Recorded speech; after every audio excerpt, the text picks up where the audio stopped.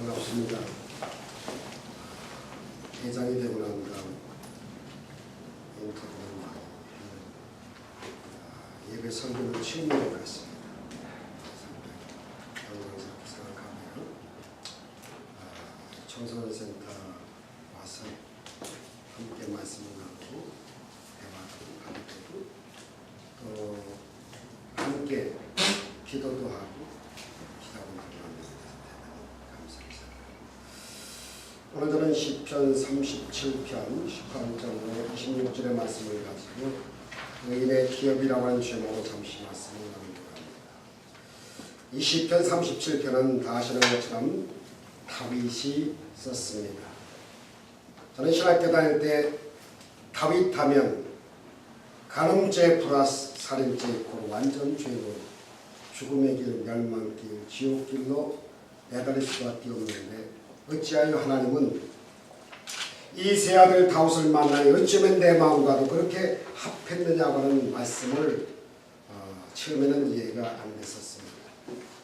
그런데 공부를 하면 할수록, 기도를 하면 할수록, 목회사역을 하면 할수록 인생살이 정말 이렇게 신앙생활 잘해본다고 해봤지만 역시 참 이해를 못했던 것을 확연하게 이해할 수가 있어서 주님의 심정을, 하나님의 심정을 조금은 이해를 하게 되었습니다. 다윗이 죄를 지었음에도 불구하고 어떤 면에서 못났음에도 불구하고 버림을 받아야 마땅함에도 불구하고 하나님께서 이 다윗을 왕으로 세우시고 그리고 계속해서 기름을 붓습니다. 그가 죄를 지었을 때 나단 선지자가 죄를 지적해 주었을 때 보통 사람 같으면 화를 낼 수도 있고 그리고 자기 멋대로 할 수도 있을 텐데 시편 51편을 보니까 베옷을 입고 성전에 나가서 하나님 앞에 간절히 회개하면서 자복하면서 기도하는 장면이 나오더라고요. 하나님, 이 다윗 궁에서 모든 것을 다 가져가도 좋습니다마는 나에게서 성실인 만큼은 거두지 마세요. 나에 대해 정직한 영, 거룩한 영, 성령을 나에게 계속해서 허락해달라고 아주 목 놓아서 회개하며 기도하는 모습을 봅니다. 오늘 이 성경의 시편 37편은 악인과 의인의 대조된 삶을 비교하면서 말씀을 하고 있습니다. 의인은 없나니 한 사람도 없다고 했는데 하나님의 일을 하다 보면 의롭게 한다고 하지만 지내놓고 보면 다반서로 하나님의 뜻대로 이루지 못하고 악인처럼 사업을 이렇게 망치게 하고 정말 하나님 앞에 참 죄송하게 결과를 맺을 때가 참 많이 있습니다. 그럼에도 불구하고 죄인이지만 용서받은 의인으로서 다윗이 오늘 본문을 쭉 쓰고 있는데 제가 의인의 기업을 말씀드리는 것은 오늘 본문 여기 보니까 여호와께서 온전한 자의 나를 아시니 의인에 대한 말씀입니다. 첫째, 그들의 기업은 영원하리로다 하는 말씀이 있어요. 한번 따라서 하실까요? 영원성에 대한 축복을 하나님이 의인에게 주신다라고 하는 겁니다. 대개 영원성이라고 하면 지속성을 말하고 점진적이고 발전적이고 계시적인 이러한 성향이 있습니다. 하나님은 지금 의인에게 점진적으로 계시적으로 발전적으로 영원성 있는 그러한 복을 내려주신다고 말씀하십니다.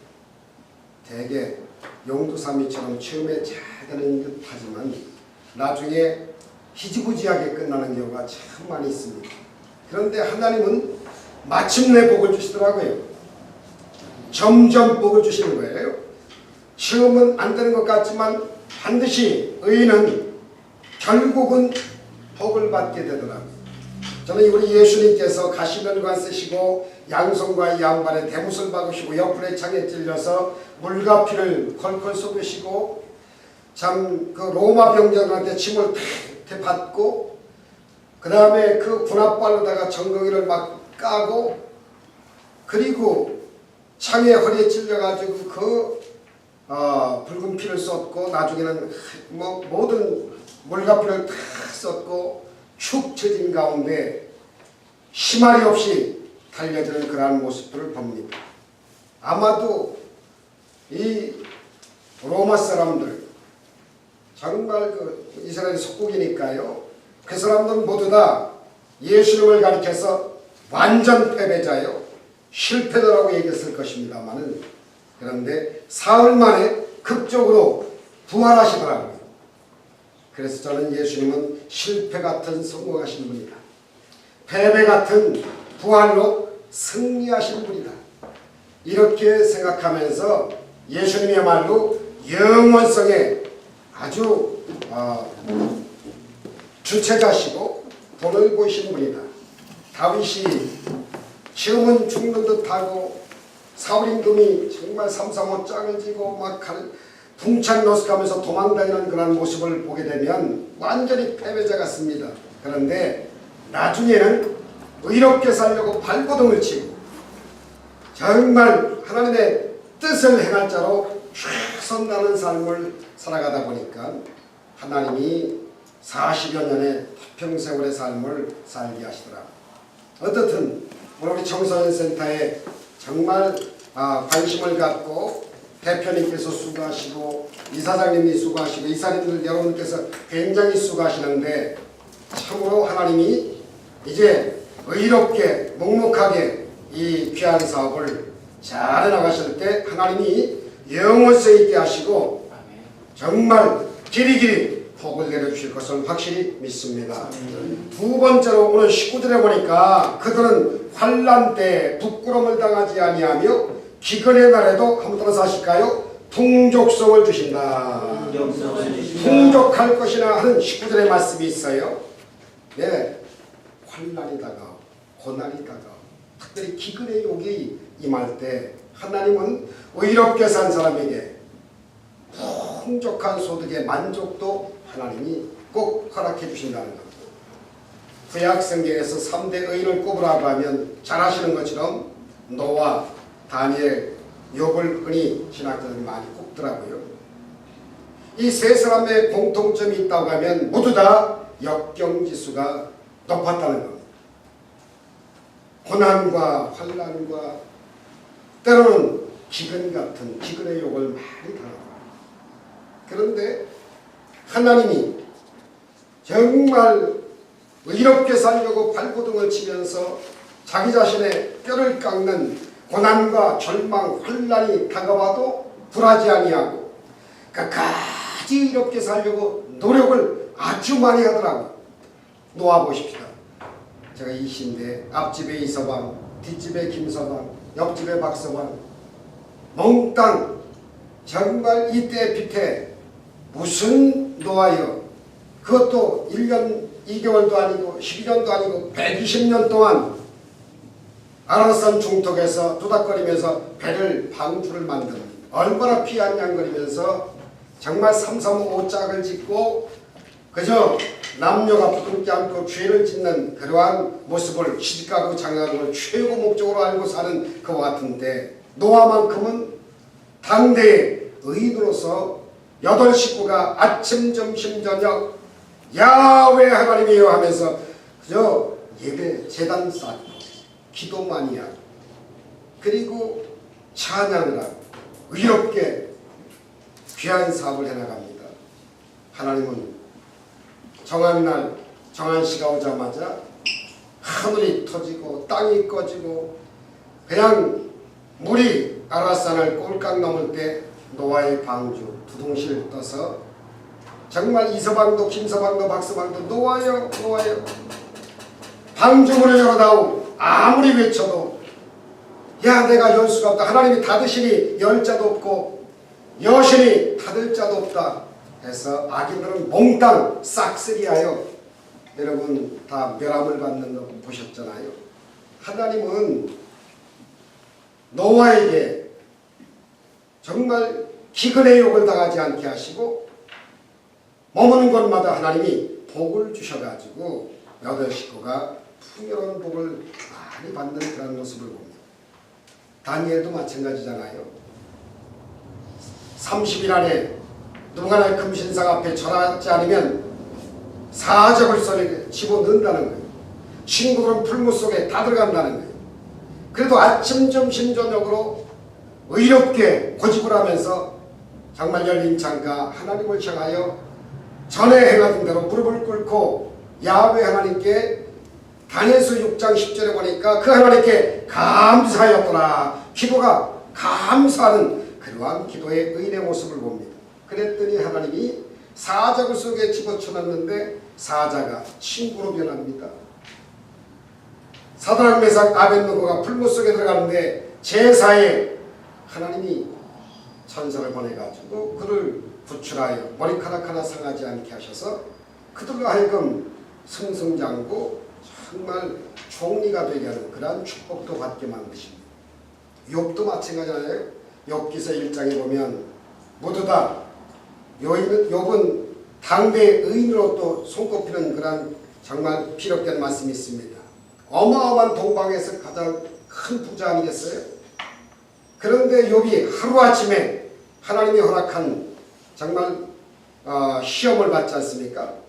그래서 그가 10 아들, 딸들이 다 압선을 당하고 산사태가 나가서 정말 전부 죽고 부인마저도 저주하고 떠나는 그런 입장에서 그저 그가 가지고 있는 것은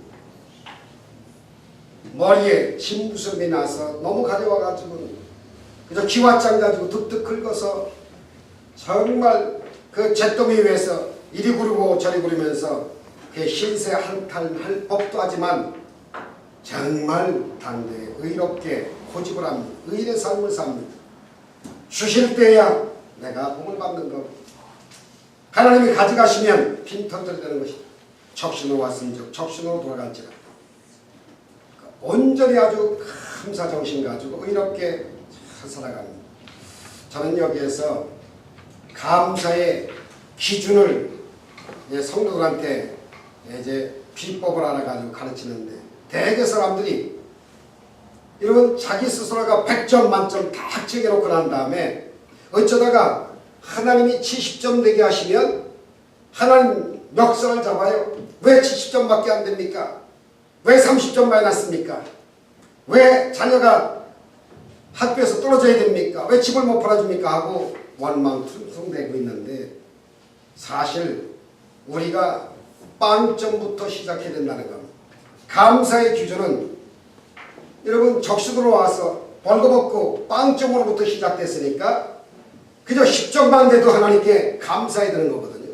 어쩌다 보면 30점 되면 사실 비행기 타고 다니면서 감사해야 되고 50점 70점 되면 이건 뭐 자라가도 일어나가지고 하나님께 너무나도 감사해야 되는데 성도들이 이걸 몰라요. 그래서 자기가 100점 딱 정해놓고 어쩌다가 마이너스가 되면 원망 불평의 삶을 사는데 노아나 다니엘, 욥 같은 사람들은 빵점짜리 인생부터 시작합니다. 그래서 그저 살든지 죽든지 흥하든지 망하든지 성하든지 세하든지 하나님이 나를 이렇게 있게 하셨으니 그저 감사하다 하고 늘 의인의 아름다운 삶을 사니까 하나님께서 역경지수가 좀 높았지만 그러나 잘 참고 의롭게 살고 나가니까 하나님이 그들을 풍족하게 채우시고 소득에 아주 만족한 풍족성을 갖게 만들어 주시더라고요.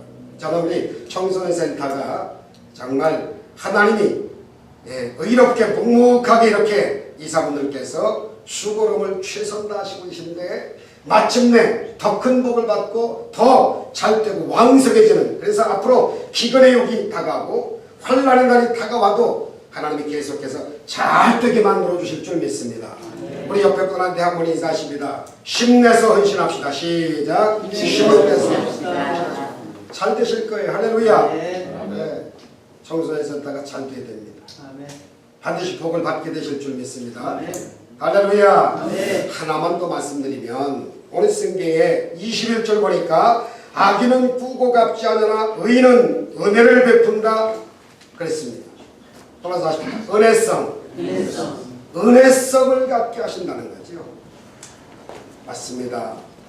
의롭게 살면, 주님만 의지하고 살아가면 하나님이 마침내 은혜를 베풀어 주시는 거예요. 은혜가 넘침으로 형통하여도 하시고, 이 악인은 꾸고 갚지 아니하지만 은혜를 베풀고 준다.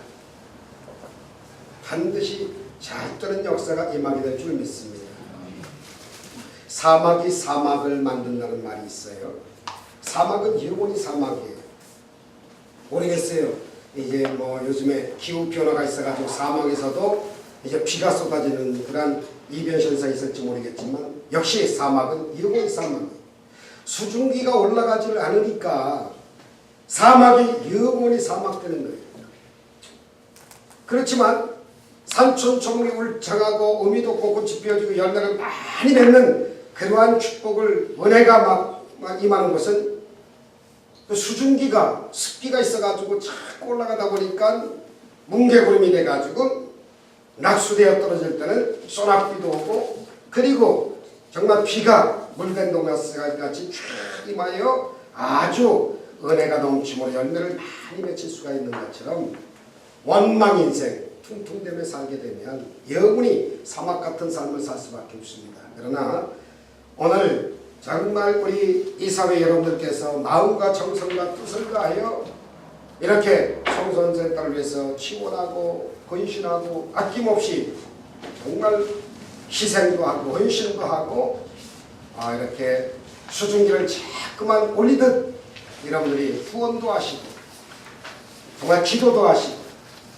애쓰심에 의롭게 사시는 이러한 모습 속에 하나님은 여러분의 개인도 가정도 생활도 교회도 우리 민족도 반드시 영원성이 있게 하시고 소득의 풍족성도 있게 해주시고 또 은혜성도 있게 해주셔서 영원히 잘됨같이 범사에 잘되고 강건한 위대한 놀라운 축복이 오늘 이 청소년 센터에 관계하시는 대표님과 이사장님과 이사원 또 임직원 여러분들 또 우리 기자분들까지도 이런 축복이 계속해서 넘쳐나게 되시길 주님의 이름으로 축원합니다.